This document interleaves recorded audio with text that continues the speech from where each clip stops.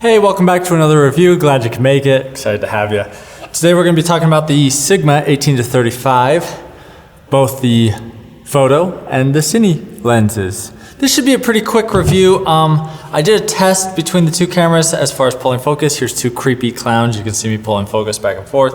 The 18-35 cinema lens was actually, it was much easier to pull focus. It was much smoother. That's the big difference between the two lenses. Pulling focus on the cinema lens is much easier. I mean, you have a lot more marks on it as far as like getting it accurate.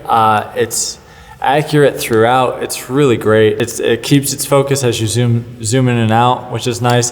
The Sigma photo will lose focus as you zoom in and out. This one I didn't have an issue. I did use it on T2i, I used it on the 4.6K Ursa, the Ursa Pro, and the Ursa 4K. So, I guess they're all Ursas, and they're Blackmagic, so there's that. When I was renting, because I rented the cinema lens, I didn't buy it, I wanted to test it out. Is it worth buying the cinema lens? And my answer for what I do is no. And here's why. The zoom on this one is so much faster to zoom in and out. And I do a lot of documentary stuff, and this one this is my biggest beef with this lens, is I don't know why they made it almost a 360 to get your zoom. As far as a one-man operator, it's super annoying. I could see maybe on a cinema, it makes it for a nice smooth zoom in, really slow zoom in.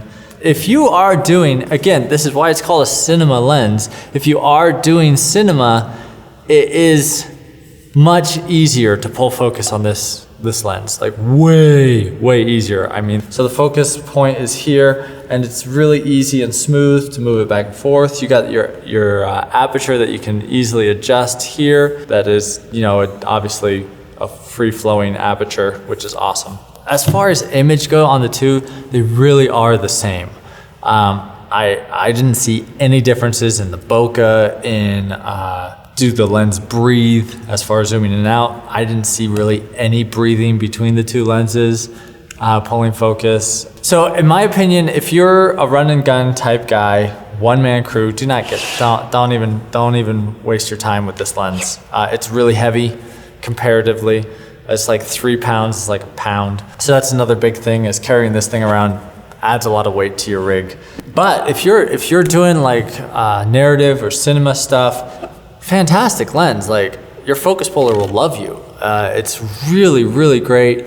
And then if you're going like indoors to outdoors in a shot and you want to be able to quickly move your aperture as you go, obviously photo lens can't do that. It's all electronic aperture. So anyway, that's a really quick review on these lenses. Thanks for watching, guys. Be sure to subscribe and check out my other videos. Thanks.